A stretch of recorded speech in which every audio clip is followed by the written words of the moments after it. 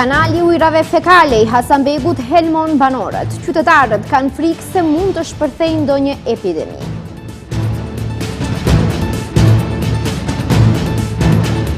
Pas kuvendit, sindikalistët nesër bllokojnë odën ekonomike për të kërkuar rritjen e pagave.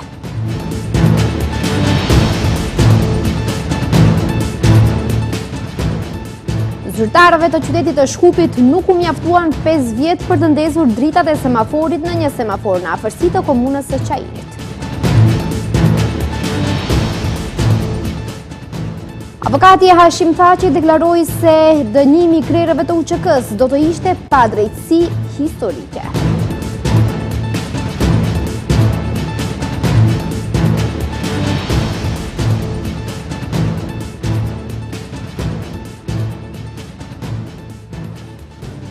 Përshëndetje të nderuar shikues dhe mirë se takohemi në lajmet orës 15:55. Banorët e Hasanbegut në Shkup jetojnë prej dekadash pranë një kanali të hapur me fekale. Edhe pse janë ankuar me qindra herë dhe kanë marrë premtime në çdo cikël zgjedhor, kanali vazhdon të mbetet i hapur.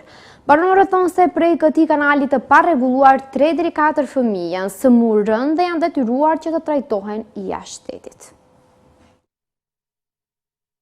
Në një kryeqytet që premton standarde europiane, banorët e Hasanbegut në Shkup jetojnë prej dekadash pranë një kanali të hapur me fekale. Era e rënd, ndotja dhe rreziku për shëndetin janë bërë pjesë e përditshmërisë së tyre. Qytetarët thonë se kjo gjendje është e tmerrshme dhe se institucionet kanë heshtur për vite me radhë. Premtimet politike kanë mbetur vetëm fjalë, ndërsa problemi vazhdon të thellohet. Në vazhdim, banorët theksojnë se kjo gjendje është skandaloze dhe se janë të neglizhuar për vite me radhë. Madje edhe pas shumë ankesave të shkruara, përsëri nuk merret parasysh asgjë. Imagjino, t'jesh në kryeqytet e vendit të Evropës. Unë për vetë jam lindja dhe jam rritur në Austri. Edhe të vesh këto ta shifsh këta ujrat e zeza, është për momentin në ndimër, edhe nuk vjen era. Pak, po në verë kur dilsh këto jashtë nuk rrihet. Tutje, a i thot se habit fakti që një lagje më poshtë si Stajkovci e kanë kanalin e ndërtuar dhe nuk kanë një problem të tillë, ndryshe prej Hasanbegut. A i tha se synimet e Maqedonisë së Veriut janë që të hynë në Europë, por po ta shikoj një europian këtë gjendje, merr fund kjo çështje. Për mua është e çuditshme se në Stajkovc një lagje pak më naton që aty është kanali ndërtuar. Atje ka, do me thonë, mirë njëritet shqiptar, po ma shumë që jetojnë Macedon, ati kur qëkoj shumë më ndryshe sa të në. Shumë më ndryshe. Por këtu muja dhe me thonë, ujrat e zeza shkatrojnë edhe smuje. Ndërkaq një tjetër qytetar pohon se prej këtij kanali të parregulluar, 3-4 fëmijë janë sëmurë rënd dhe janë detyruar që të trajtohen jashtë shteti dhe ende askush nuk merr masa për ta rregulluar. Ai thekson se para zgjedhjeve u janë dhënë shumë premtime, por se tani nuk i intereson askujt. Në anket kanaleve në Rake që kemi si lloj pandemie. Kemi 3-4 fëmijë që janë smumë prej kësaj erës, edhe kanë shkuar në shërum Beograd. Se këtu s'ka mjek adekvat për këtë smuje, për këtë smuje për zemrës. Për shkaku i pandemisë kanë shkuar në shërim Beograd, a kurkush nuk merr masa. Para kësaj, para çitën e zgjedhjeve parlamentare që ishin, kryetari i parlamentit i Hasanbegit është me këmbë ngule ka thonë që unë më pas zgjedhjeve e janë internet se na kena me rregullu kanalin, i fituan zgjedhjet, shkuan unë në parlament. Bile se ka gale për neve se çish jemi shka jemi. Kjo është katastrofë për neve. 25 vite jemi këtu. Kërkojmë ndihmë, por askush nuk vjen. Tha një tjetër qytetar, duke theksuar se prej kësaj janë shkaktuar shumë sëmundje tek fëmijët. Po ju peshin edhe vetë që 25 vite që në këto lipi ndim, kush nuk vjen. Vjen, thojnë do të bënë. Mu bënë zbanë të kushe, për një shinë edhe dhe, në mike, për dhe në minja, ajera, vjeran me. Po ju se fëmijë shkojnë shkollë, ajera keqe, së më përdura ujnë, i rogë flauma, i rogë gëtë, mu në unë mu shrinë, fëmijë se, sa ua. Po gjithja dhe do të bënë, ta mu bënë zbanë. Problemi i kanalizimit në Hasanbeg nuk është vetëm çështje infrastrukturore, por çështje dinjiteti dhe shëndeti publik, ku përveç këtij problemi, ata hasin probleme serioze edhe me mungesën e ujit. Banorët thonë se nuk kërkojnë luks, por kushte minimale jetese, të cilat në një kryeqytet duhet të jenë të garantuara për çdo qytetar. Pavarësisht premtimeve të shumta, zgjidhja ende mungon. Lidhja e sindikatave të Maqedonisë asesi nuk heq dorë nga kërkesat për rritjen e pagave. Pas bllokimit të kuvendit, sindikalistët kanë paralajmëruar se do të bllokojnë objektet e odës ekonomike, organizatës së punëdhënësve dhe konfederatës së biznesit. Nga rruga në rrugë, nga bllokada në bllokat, lidhja e sindikatave të Maqedonisë asesi nuk heq dorë nga kërkesat për rritjen e pagave. Pas bllokimit të kuvendit për 2 orë të martën, kryetari i LSM-s Slobodan Trendafilov njoftoi se nesër do të ketë bllokatë të odës ekonomike, organizatës së punëdhënësve dhe konfederatës së biznesit. Bllokada do të fillojë në orën 12 në kryqëzimin para odës ekonomike. Ai tha se do të bllokojnë derisa të merret një vendim për rritjen e pagës minimale në të paktën 600 euro dhe për rritjen e të gjitha pagave të tjera për 6.000 denar. Të mos shqetësohen, sërish do të jemi 21 përfaqësues të sindikatës, aq sa nevojiten sipas minimumit ligjor për të dalë në rrugë dhe të bllokojmë. Para odës ekonomike do të bllokojmë pronarët që kanë bllokuar punëtorët për 36 vite, pronarët që refuzuan të rrisin pagat e punëtorëve dhe pagën minimale deri në fund të vitit të kaluar dhe që ankohen se punëtorët e kualifikuar po largohen nga Maqedonia dhe nuk mund t'i mbajnë. Do të bllokojmë pronarët që u friksuan nga sulmet e qeverisë dhe partive politike. Trendafilovi u bëri thirrje punëtorëve të cilët nesër do të jenë në gjendje të bashkohen të paktën 5 minuta, sepse siç tha, të tjerët po i numërojnë. Ai madje paralajmëroi edhe për një protestë të madhe. Pas mbarimit të bllokadave do të bëjmë thirrje për një protestë të madhe të punëtorëve, për të cilën do të organizojmë transport nga të gjithë qytetet dhe do t'u japim një shans të gjithë punëtorëve. Protesta do të organizohet në një ditë jo pune, në mënyrë që të nxjerrim shumë më tepër se 21 persona në rrugë, para se të organizojmë një grevë të përgjithshme në sektorin publik dhe privat, nëse ata vazhdojnë me qëndrimin e tyre injorues. Kreu i LSM-s kërkoi që MPB-ja, Ministri Toshovski dhe Prokuroria të marrin më njëherë masa kundër deputetës së VMRO të PPN-s Dafina Stojanovska, e cila siç tha i ka publikuar fëmijët e tij të mitur në mënyrë që të gjithë të mund t'i diskreditojnë dhe në këtë mënyrë ta shantazhojnë. Kërkoi që kryetari i kuvendit Afrim Gashi të fillojë një procedurë për heqjen e imunitetit parlamentar të Stojanovskës. Kryeparlamentari Afrim Gashi ka theksuar nevojën për avancimin e kapacitetave parlamentare për interpretimin e raporteve të entit shtetëror të revizionit. Ai deklaroi se kuvendi është vendosur që raportet e revizionit të trajtojnë me rëndësi të lartë dhe ato t'i shndrojnë në debat, vendimarrje dhe korrigjim institucional. Kuvendi synon të forcojë mekanizmat e mbikëqyrjes së shpenzimit të parave publike, ndërkaq kryeparlamentari Afrim Gashi gjatë ngjarjes forcimi i mbikëqyrjes parlamentare përmes bashkëpunimit ndërmjet kuvendit dhe entit shtetëror të revizionit paralajmëroi edhe hapa konkret në këtë drejtim. Gashi tha se në periudhën e ardhshme do t'i avancojnë kapacitetet parlamentare për interpretimin e raporteve të revizionit.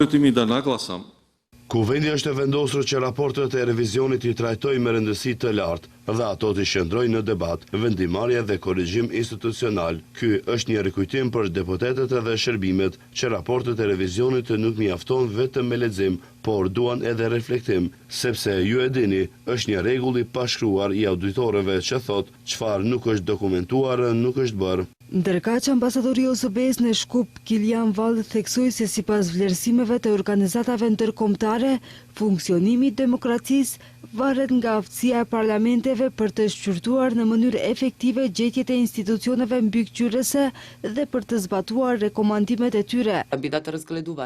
Angazhimi i vazhdueshëm me gjetjet e revizionit është me rëndësi thelbësore për menaxhimin transparent të burimeve publike dhe është në interesin më të mirë të qytetarëve. Sipas kryerevizorit shtetëror Maksim Acevski, raportet e revizionit janë baza profesionale për mbikëqyrjen parlamentare dhe për kontrollin demokratik mbi shpenzimet e fondeve publike, ndërsa ndjekja e zbatimit të rekomandimeve është një element kyç për mbylljen e ciklit të llogaridhënies.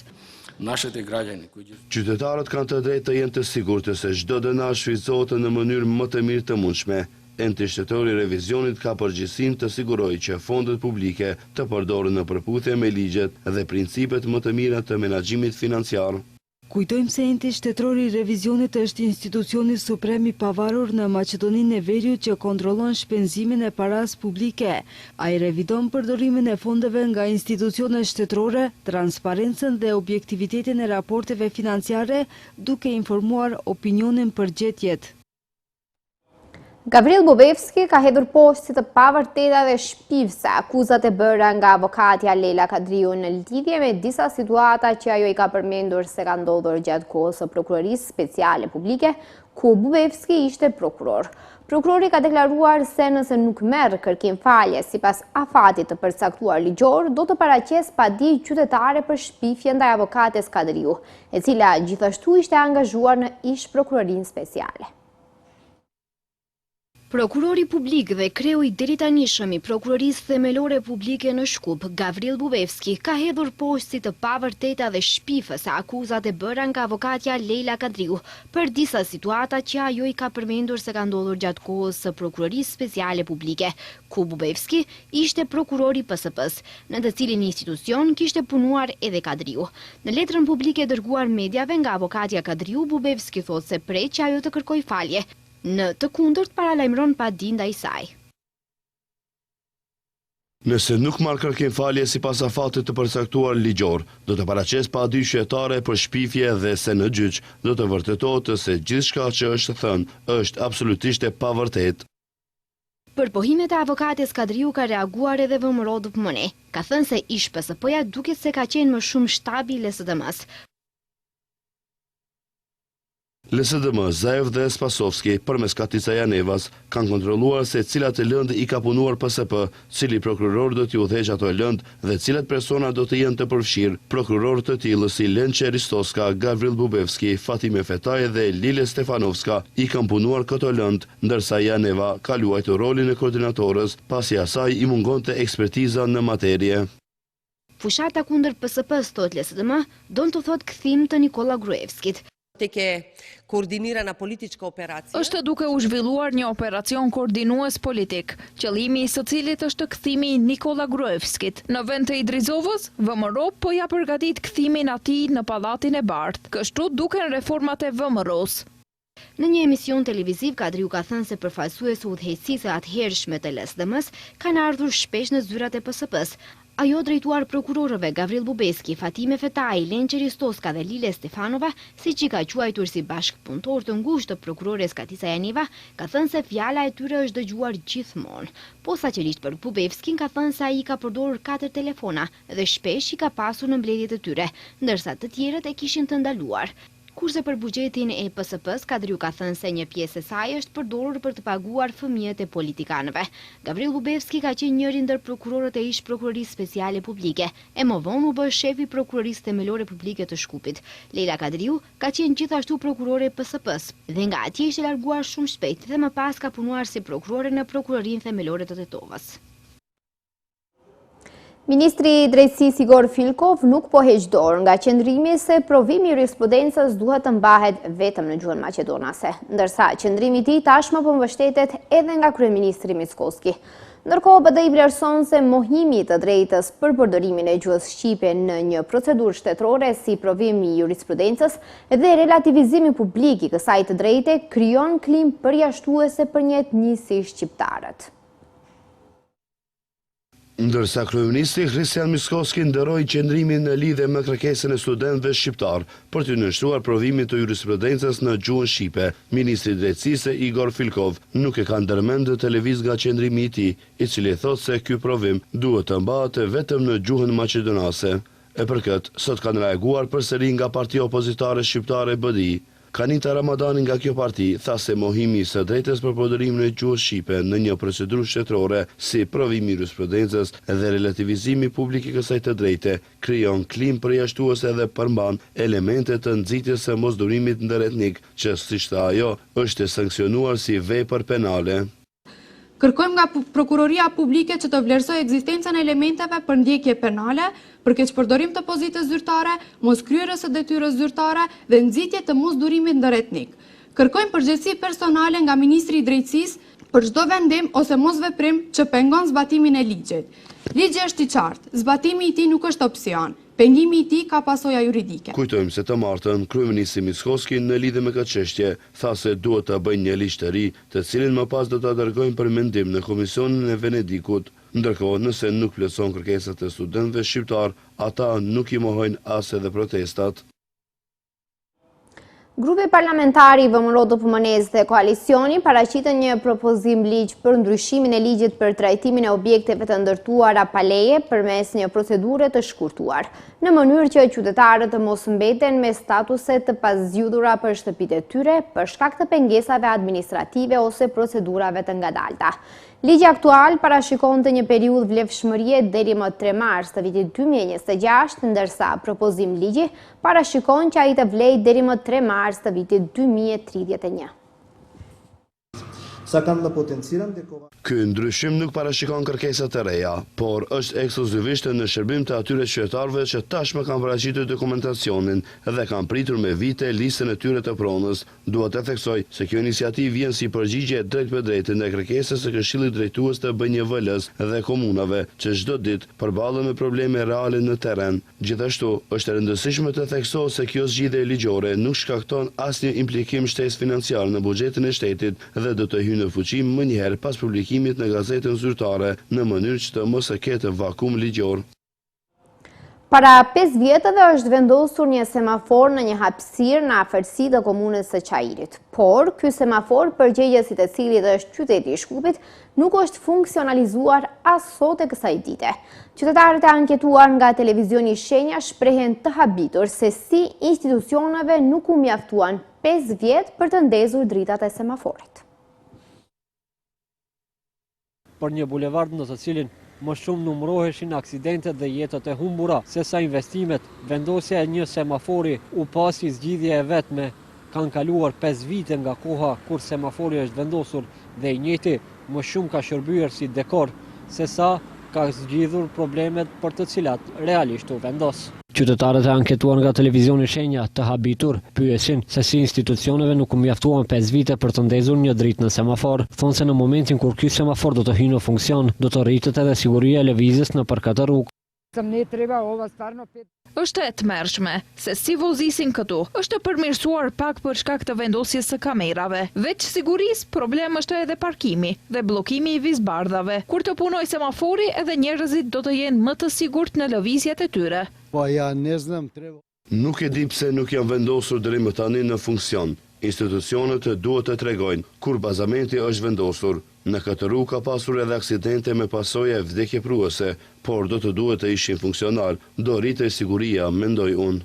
S'ka punau hiqe, shkojmë him, që është në vjetë bardhë, është rrezik për shtaj pak si kanë vu kamerët është pak ma jëndalën. Ndonë se sinjalistika për rregullim të komunikacionit është në ingerencë të qytetit të Shkupit, televizioni Shenja pyeti përgjegjësit se pse një semafor kaq i rëndësishëm nuk është vënë në funksion për 5 vite, edhe pse na u premtua përgjigje deri në transmetimin e këtij lajmi, përgjigje nuk morëm. Vendosja e semaforit në këtë lokacion asu kohë u pasi zgjidhje për parandalim të aksidenteve të shumta dhe jetëve të humbura për shkak të mungesës së sinjalistikës, për rregullim të komunikacionit dhe për parandalim të vozitjes së shpejtë në një nga bulevardet më të rëndësishme të Çajirit.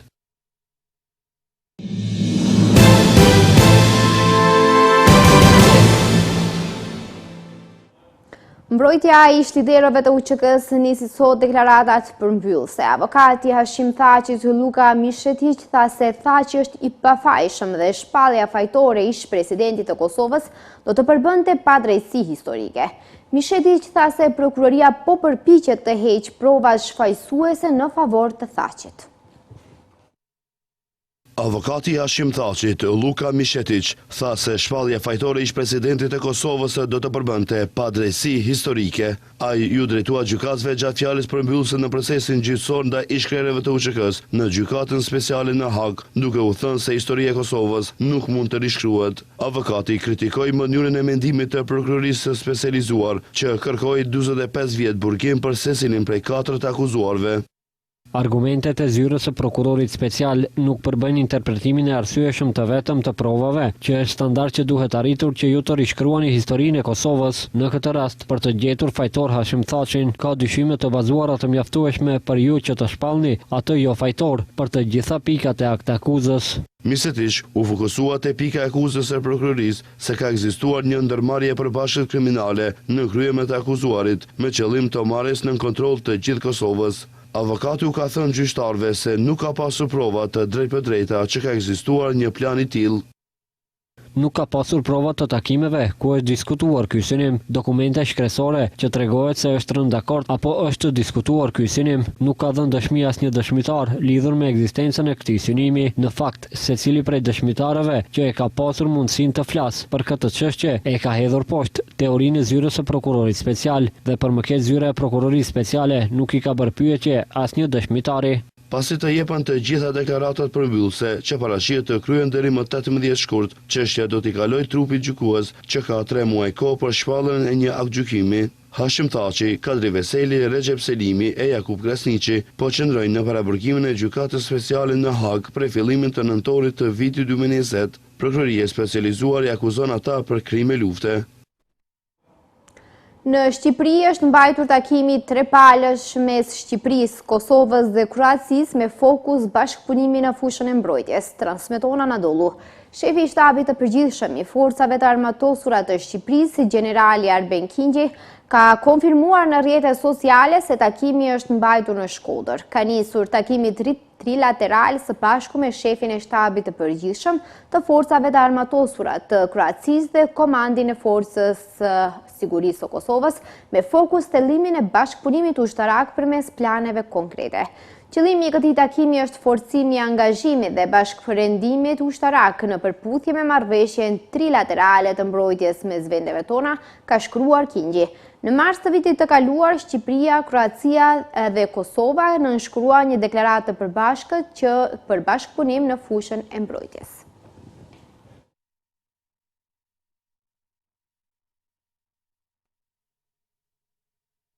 Shikues të nderuar, këtu është fundi lajmeve. Ju falenderoj që na ndoqët, mirupafshim.